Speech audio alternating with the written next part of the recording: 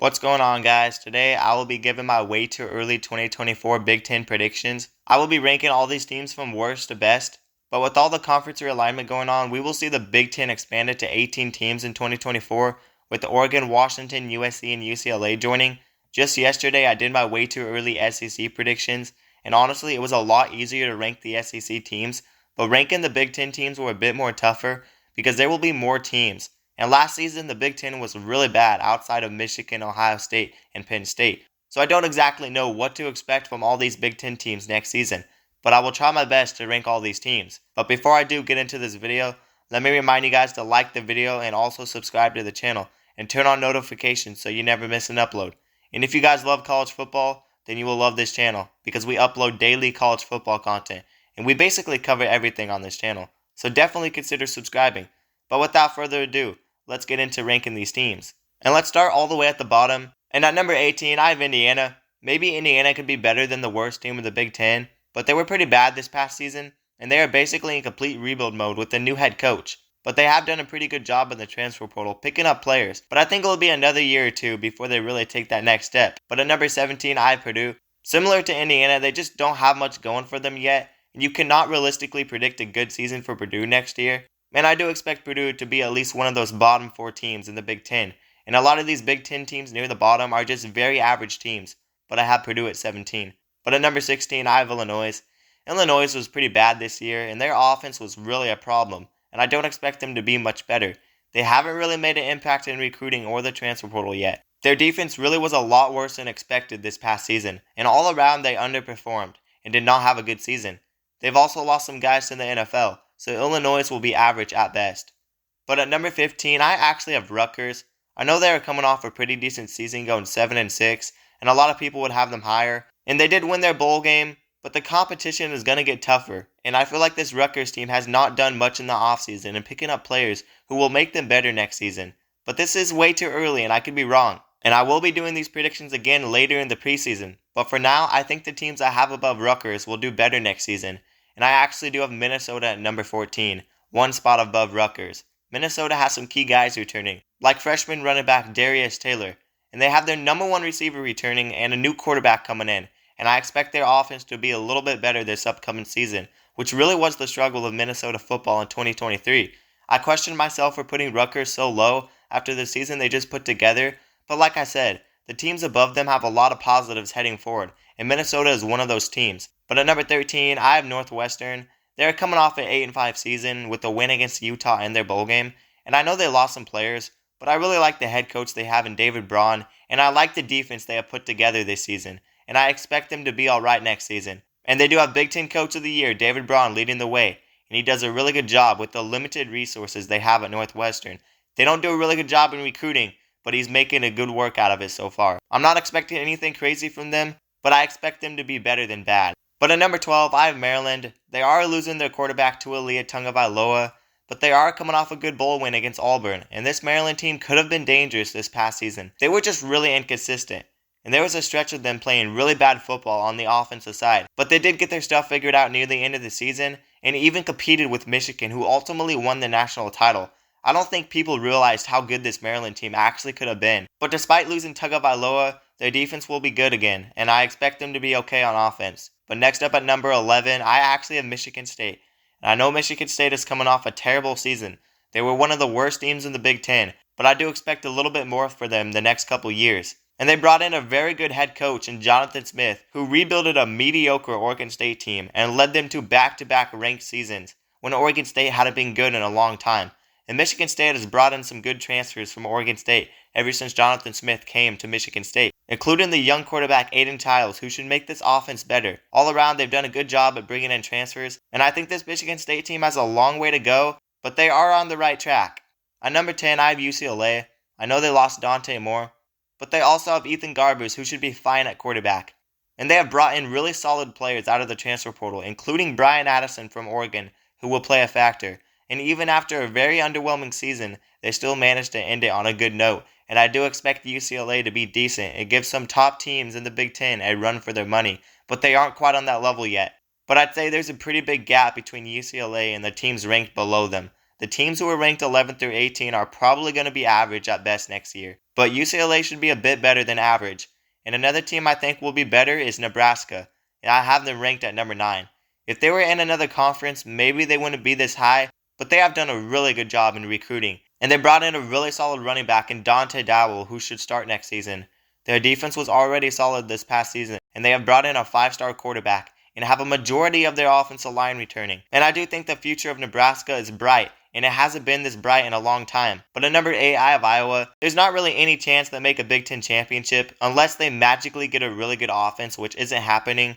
So you're not making a Big Ten championship again, Iowa. But you guys' offense could possibly be better next year. But you guys have a lot of work to do. I still expect them to be solid, but the teams above them will be a lot better all around. We'll see what Iowa football can do in 2024 because I'm very interested to see if we see something different from the offense. But I'm not going to have my expectations high for Iowa football because they haven't had a good offense in a while now. But at number 7, I have Wisconsin. I think Luke Fickell is doing a really good job at Wisconsin. We could possibly see them being higher, but I'm going to be realistic and say they finished number 7 in the Big Ten. They have brought in a quarterback, Tyler Van Dyke, who could be a decent pickup, but he really needs to cut down on the mistakes. And they also brought in a bunch of other players in the transfer portal, so we'll see what they can do. But I really like this Wisconsin team. And at number 6, I actually have Washington, and this could change if they manage to bring in a bunch of players from Arizona after Washington hired Jedd Fisch as the new head coach. But for now, I have to say the future is looking a little bit tough, at least for next year, because they have lost a big majority of their team, and their head coach has also left. And I don't think people realize how much this team is actually losing. Like, I seriously do not know who will be the quarterback next season. This could be a TCU type of situation where they go from national title runner-up to like 5-7. But I don't want to drop them that much because Jedd Fisch was a decent pickup for head coach, and they should be decent in the trenches. But it's going to be really hard to predict what's in store for Washington football. But if Washington doesn't make big moves in the portal, I don't see them having a great season next year. And I honestly could put them lower, but that's way too unrealistic. But like I said, I don't think people realize how much they are actually losing. But here we go. I might have made a mistake, but I actually have USC at number 5. And before you scream at me in the comments and say, "Oh, what are you doing? You don't know what you're talking about. USC has no defense. Lincoln Riley is a fraud," take a minute to hear me out. I know there's a lot of questions on this USC team, and they just lost Caleb Williams. But I think most of us can agree that the offense will be completely fine with Miller Moss leading the way. And there's absolutely no way Lincoln Riley has any less than a good offense. But the defense is the concern on this team. But I do think we will see the defense be at least average next season. I mean, 2 years ago, USC still managed to almost make the playoffs with a bad defense. And what are the odds their defense is that bad again as it was last year? The Big Ten won't be stacked. Washington is going to fall off, and the Big Ten was already average this year outside of Michigan, Penn State, and Ohio State. But I think this USC team is good enough to crack the top 5 and maybe win 8 games. They still have a top 10 transfer portal class and a good recruiting class. And they picked up a ton of guys who could help out on defense. But nobody seems to talk about this much either. But they are getting completely reset in the coaching staff on defense. And they have brought in a linebackers coach who is also the assistant head coach for defense. And he has won 2 FCS national championships. And I think Lincoln Riley is putting in time to make the defense better. By any means am I saying the defense is going to be good. But I highly doubt it will be as bad as it was this past season. And Lincoln Riley always has a good offense. So I think this USC team has potential. But I could end up being wrong. But like I said, this is way too early, but for now I have USC at 5, and I honestly think it makes sense. I think they're going to go back to how they were 2 years ago. They're going to have a really good offense and an average defense, but ultimately they will not be good enough to compete in the 12-team playoffs. But they will be better than Washington because Washington is just losing way too much. But for my top 4 teams, these teams all have legit chances to make the 12-team playoffs, and at number 4 I have Penn State. Penn State brought in a new offensive coordinator, and I've done an excellent job at bringing in players in the portal, including 5-star receiver out of high school, Julian Fleming, and cornerback A.J. Harris from Georgia. They have only got 6 players from the transfer portal, but they will all make impacts on the team, or at least they should. Drew Aller really isn't the best quarterback option for Penn State, and unfortunately, that's why I can't put them any higher than 4. I don't think they have the talent like the teams above them do, and they can never beat Michigan or Ohio State, but maybe, and just maybe, they finally stop hiding in the shadow of Ohio State and Michigan. But I really doubt it, and I expect the same from them, as I do every season, which is a good season, but not elite season. But at number 3, I have Michigan, and people may not agree with Michigan not being number 2 or even number 1, but they are losing a lot of talent, including JJ McCarthy and Blake Corum, and there's still a possibility of them losing head coach Jim Harbaugh, and it's starting to look likely. I know Michigan still has a lot of talent who can step up on this team, but I think the teams above them have a lot of positives going for them. And I think Ohio State finally gets the job done and beats Michigan, which I'll get to in a minute. But Michigan will still be a legit 12-team playoff contender, and honestly, they are still a contender for the national championship, despite what they're losing. I just don't think they will be competing for the Big Ten championship, because the one of the two teams I actually have competing for the Big Ten championship is actually Oregon, and I have them at number 2. I think Oregon has a lot of great things going for them.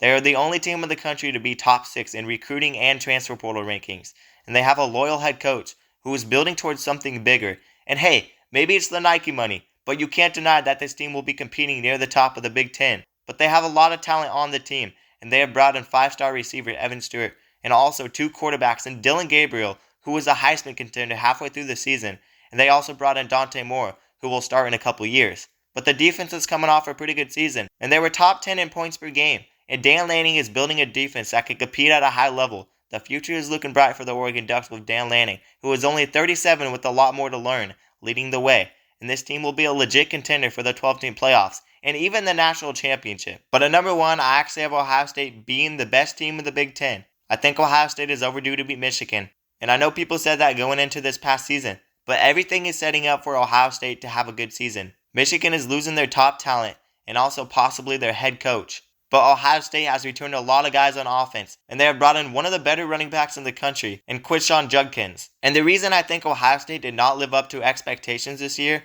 was because their offense wasn't the best. And even after finishing 11-1 in the regular season, they still get criticized. But what I'm saying is Ohio State's offense will be better. And they brought in a very underrated quarterback in Will Howard. But their defense will be good again, and I expect them to be a championship caliber team.